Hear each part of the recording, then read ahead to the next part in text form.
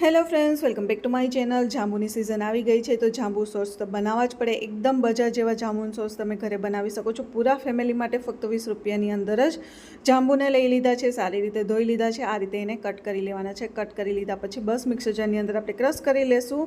તો આ રીતે તમે આસાનીથી ઘરે બનાવી શકો છો એકદમ બજાર જેવો જાંબુનો સોસ। તો અહીંયા તમે જોઈ શકો જાંબુને કટ કરી લીધા પછી મિક્સર જારની અંદર ઉમેરી દઈશું। થોડું આપણે ઉમેરીશું સંચળ પાવડર, 1 થી 1.5 ચમચી જેવી આપણે ખાંડ ઉમેરી દઈશું અને અડધા લીંબુનો રસ ઉમેરી દઈશું અને આઈસ ક્યુબ ઉમેરી દઈશું। જો તમારે ફુદીનો ઉમેરવો હોય તો તમે ટેસ્ટ માટે ઉમેરી શકો છો, પણ ફુદીનો અમે સ્કીપ કરી દીધો છે। પેસ્ટ તૈયાર થઈ ગઈ છે।